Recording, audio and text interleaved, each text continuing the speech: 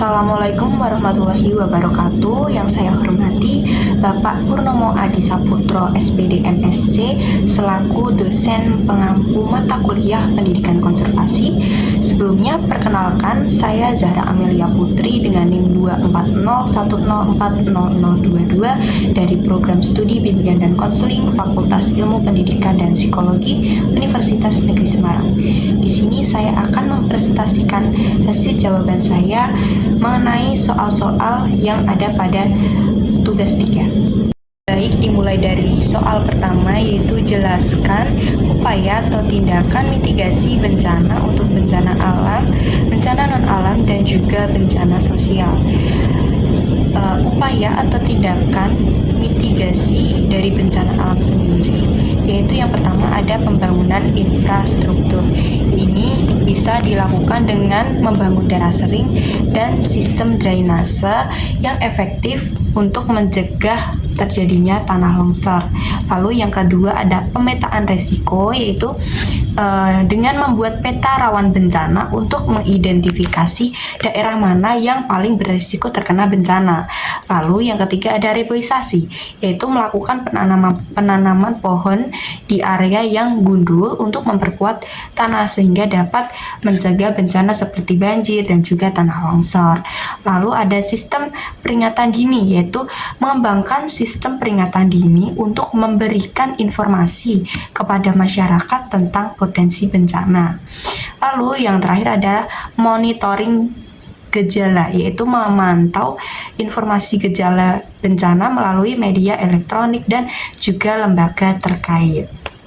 Lalu selanjutnya ada upaya atau tindakan untuk mitigasi bencana non-alam, yaitu yang pertama ada pendidikan dan sosialisasi, yaitu bisa dilakukan dengan menyiapkan masyarakat dan juga aparat pemerintah untuk memahami resiko wabah dan cara penanganannya. Lalu yang kedua juga ada regulasi hukum, yaitu menyiapkan produk hukum yang mendukung pencegahan dan juga penanganan wabah. Lalu yang terakhir atau yang ketiga yaitu ada infrastruktur kesehatan, yaitu membangun sarana pelayanan kesehatan dan juga sumber daya manusia yang profesional untuk penanganan bencana kesehatan. Lalu ada juga upaya atau tindakan untuk mitigasi bencana sosial. Yang pertama itu ada peningkatan kesadaran. Nah, di sini bisa diadakan program untuk meningkatkan kesadaran masyarakat tentang isu sosial yang dapat menyebabkan bencana. Lalu yang kedua ada program rehabilitasi, yaitu menyediakan program rehabilitasi sosial untuk membantu individu yang terdampak bencana sosial. Lalu ada yang ketiga yaitu keterlibatan komunitas, yaitu mendorong partisipasi aktif masyarakat dalam upaya mitigasi dan juga penanganan bencana sosial. Dan yang terakhir ada pelatihan dan pendidikan, yaitu menyediakan pelatihan untuk meningkatkan keterampilan masyarakat dalam menghadapi situasi darurat. Dilanjut soal nomor 2, yaitu apa saja tantangan utama yang dihadapi dalam implementasi pendidikan kebencanaan di Indonesia dan bagaimana solusi yang dapat ditawarkan untuk mengatasi tantangan tersebut. Baik, saya jawab dimulai dari tantangan utama terlebih dahulu, yaitu yang pertama atau poin pertama yaitu kurangnya kesadaran dan pemahaman. Nah, banyak sekali masyarakat termasuk siswa dan juga guru yang belum sepenuhnya memahami pentingnya pendidikan kebencanaan dan juga resiko bencana yang ada di lingkungan mereka sendiri. Lalu yang kedua ada keterbatasan sumber daya, yaitu banyak sekolah yang kurang atau tidak memiliki sumber daya yang cukup, baik dari segi fasilitas maupun materi ajar maupun tenaga pengajar yang terlatih dalam pendidikan kebencanaan. Lalu yang ketiga ada integrasi kurikulum yang lemah. Pendidikan kebencanaan seringkali tidak terintegrasi dengan baik dalam kurikulum pendidikan formal sehingga tidak menjadi bagian yang sistematis dalam proses belajar mengajar. Lalu yang keempat ada variasi risiko bencana. Nah, Indonesia ini memiliki beragam jenis bencana yang yang bisa kita ketahui seperti gempa bumi, tsunami, banjir, gunung meletus, dan masih banyak lagi. Sehingga pendidikan kebencanaan ini harus disesuaikan dengan konteks lokal yang berbeda-beda. Lalu jawaban mengenai solusi yang dapat ditawarkan untuk mengatasi tantangan tersebut, yaitu di poin pertama ada peningkatan kesadaran masyarakat.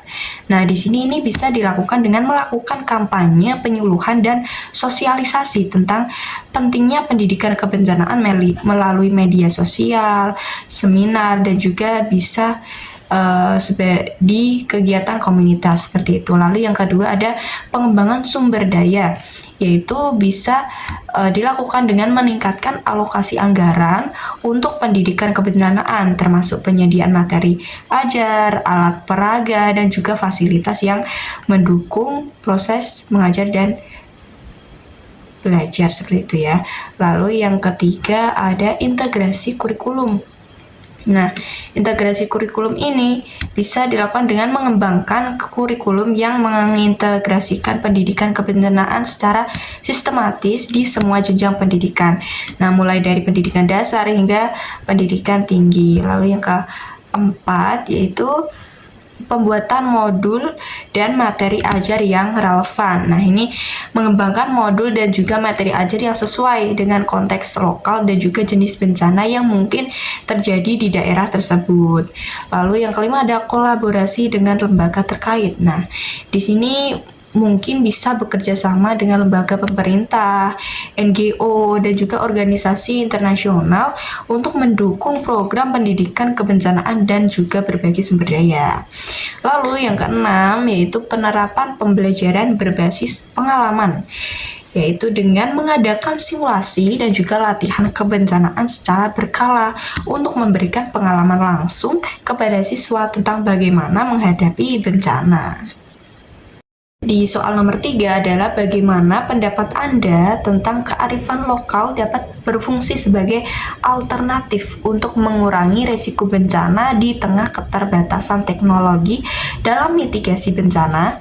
Berikan contoh konkret bagaimana kearifan lokal telah berperan dalam mengurangi dampak bencana di suatu daerah di Indonesia. Nah, kearifan lokal sendiri itu kan memiliki potensi yang sangat besar dalam mengurangi risiko bencana, terutama di tengah keterbatasan teknologi. Kearifan lokal juga mencakup pengetahuan, praktik, dan juga tradisi yang telah diwariskan dari generasi ke generasi selanjutnya, yang seringkali disesuaikan dengan kondisi lingkungan dan juga budaya setempat.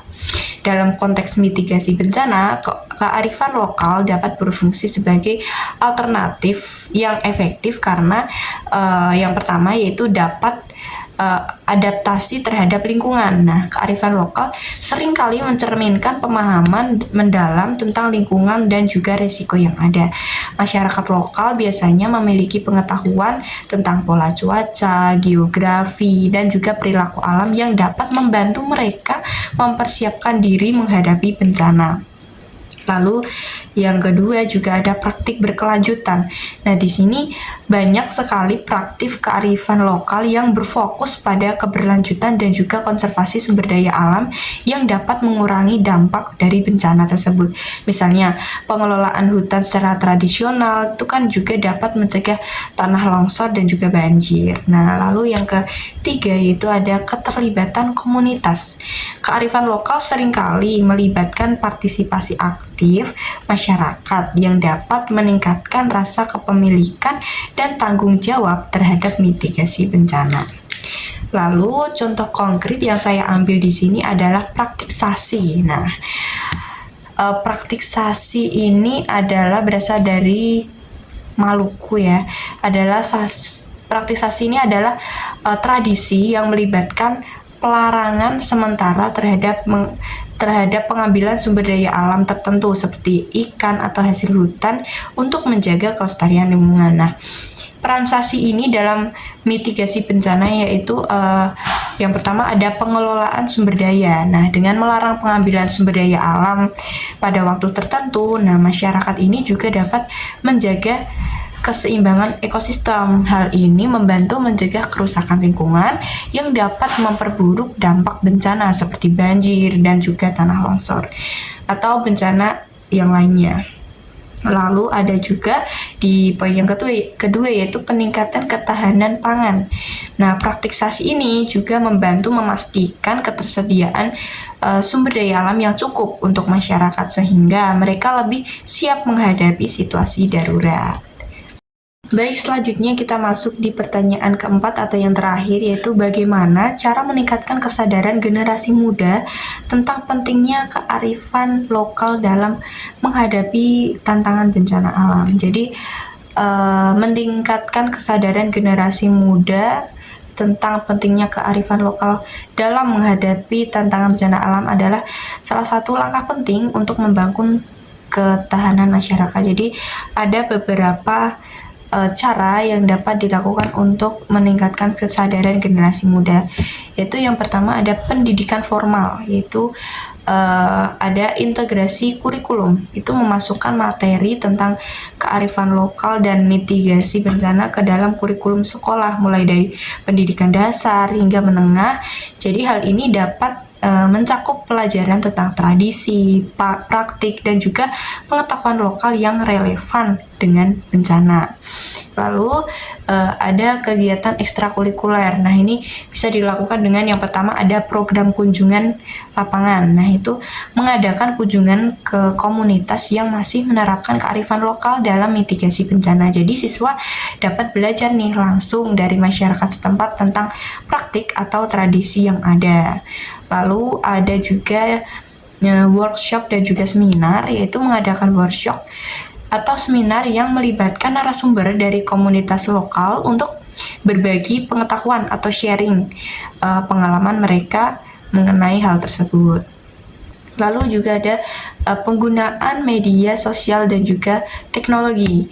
Nah, ini bisa dilakukan dengan melakukan kampanye kesadaran, yaitu dengan menggunakan platform media sosial untuk menyebarkan informasi tentang kearifan lokal dan juga pentingnya mitigasi bencana.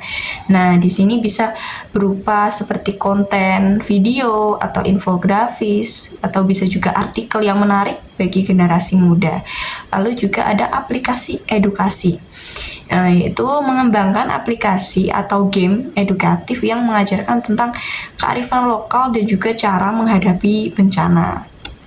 Lalu ada keterlibatan komunitas, itu bisa dilakukan dengan melakukan proyek kolaboratif ya, yaitu mengajak generasi muda untuk terlibat dalam proyek-proyek yang berkaitan dengan pelestarian kearifan lokal seperti program reboisasi, pembuatan peta risiko bencana, atau bisa juga dengan pengembangan sistem peringatan dini berbasis komunitas. Lalu juga ada festival budaya, mengadakan festival yang merayakan kearifan lokal di mana generasi muda ini dapat belajar melalui berbagai kegiatan seperti pertunjukan seni, pameran, dan juga diskusi. Lalu ada juga pendidikan berbasis pengalaman, yaitu bisa dilakukan dengan simulasi bencana, mengadakan simulasi bencana yang melibatkan generasi muda untuk memahami bagaimana kearifan lokal ini dapat diterapkan dalam situasi darurat. Lalu juga ada proyek penelitian, yaitu mendorong generasi muda untuk melakukan penelitian tentang kearifan lokal di daerah mereka sendiri dan bagaimana hal itu dapat membantu dalam mitigasi bencana. Lalu yang keenam, ada kolaborasi dengan lembaga terkait seperti kemitraan dengan NGO, yaitu bekerja sama dengan organisasi non-pemerintah yang berfokus pada pendidikan dan juga mitigasi untuk mengembangkan program-program yang relevan.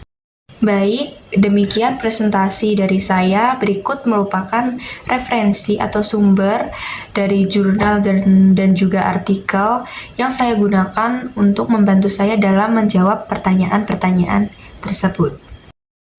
Demikian saya ucapkan banyak-banyak terima kasih dan juga mohon maaf yang sebesar-besarnya apabila terdapat banyak kekurangan dan juga kesalahan dalam presentasi yang saya lakukan. Wassalamualaikum warahmatullahi wabarakatuh.